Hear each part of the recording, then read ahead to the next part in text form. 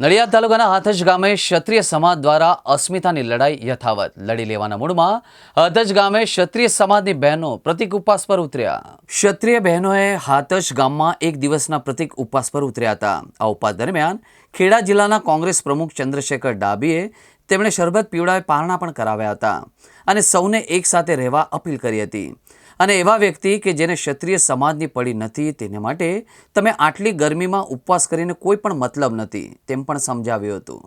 આપણે તો અંગ્રેજો જોડે લડત આપી છે, અંગ્રેજો સામે આપણે તો લડ્યા છે। આપણે અંગ્રેજોના આપણે માહિતગાર નતા, આપણે તો સામે લડ્યા છે। એ અંગ્રેજોની સામે એ લોકોએ દલાલી કરી છે, આપણે દલાલી કરી નથી, બરાબર છે। આપણી જે અત્યારે અસ્મિતાની વાત છે, આપણે લેડીઝો બી અત્યારે લડી રહી છે, એ બહુ ગર્વની વાત। ક્ષત્રિયો છે, જે ક્ષત્રિયો તો અત્યાર સુધીમાં લડત કરી છે, ધર્મ માટે લડ્યા છે, બધાના માટે લડે, કોઈ બી જ્ઞાતિ માટે લડતા આવ્યા છે, બ્રાહ્મણ કે માટે બધાના માટે લડતા આવ્યા છે। અત્યારે જે છે અસ્મિતાની વાત છે, એટલે ખરેખરમાં આપણી અસ્મિતા હોવી જોઈએ અને આ જે છે એને બધાને ખબર છે કે ભાઈ ક્ષત્રિય શું છે, ક્ષત્રિયનો ધર્મ શું છે, ક્ષત્રિય શું છે, આપણી જે એકતા છે એનાથી ખબર પડી ગઈ છે। એટલે આનો જવાબ આપણે ખરેખરમાં તમારે જે આપવાનો છે, આપણે કઈ તલવારથી નહીં આપવાનો, જે આપવાનો છે આપણે આંગળીથી આપવાનો છે। એક આંગળીથી શું કરવાનું છે તમારે કોઈ સમજી જવાનું। પરિસ્થિતિ તમે જુઓ, છેલ્લા 1 મહિનાથી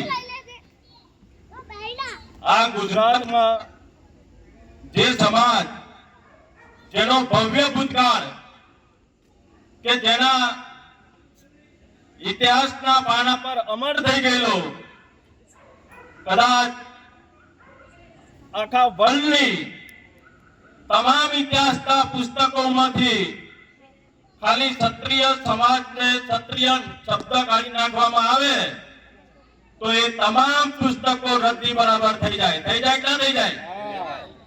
એવો આપણો ભવ્ય ભૂતકાળ, જેને ભગવાન રામના વંશજો આપણે અને 5000 વર્ષ પહેલા ભગવાન રામે જ્યારે એમના પિતાના એક વચનને ખાતર આખું રાજપાટ છોડ્યું અને એ જ ભગવાન રામના વંશજો એના 5000 વર્ષ પછી 562 રજવાડા એ જ રામના પગલે પગલે અને 562 રજવાડા આ દેશની અખંડિતતા માટે બલિદાન કર્યા।